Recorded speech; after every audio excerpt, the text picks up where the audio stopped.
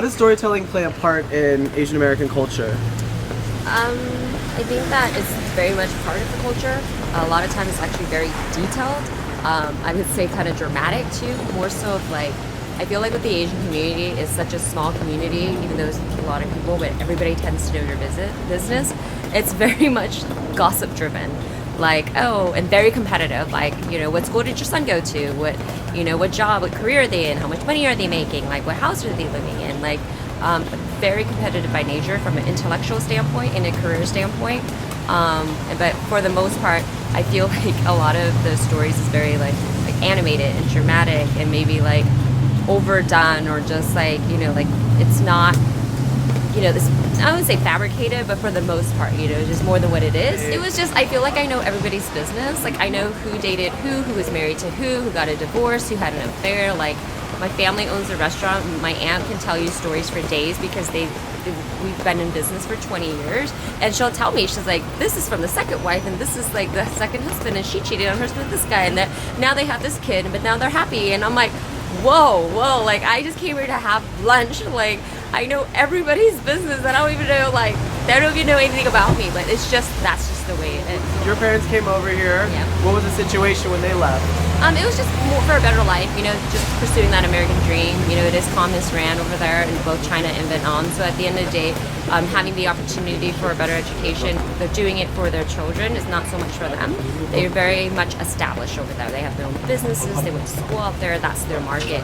And to come to a foreign, country where you don't speak the language, you don't have the education, the competitive advantage, you will know that's why a lot of them become entrepreneurs in their own business to provide the educational expenses for their children. So a lot of, Vietnamese and Chinese Americans will say it's for my kids, it's not for me. You don't send, your mom and dad to a home. That's just also instilled in us. Like you take care of each other.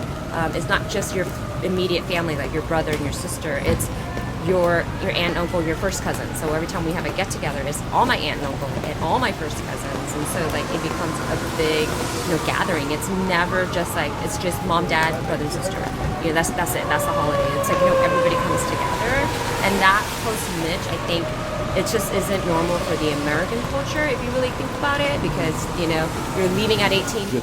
Viet Cu. Yeah. Viet Cu. That means you're now foreign Vietnamese, instead of. So do you consider them still part of Vietnam? Do I? Like the people of Vietnam? Yeah. Why not? Yeah? Yeah. And what part does storytelling play in Vietnamese culture?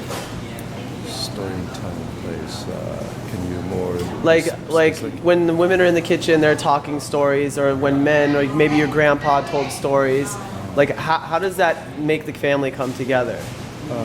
Just their cultures, trying to pass on the custom and so on.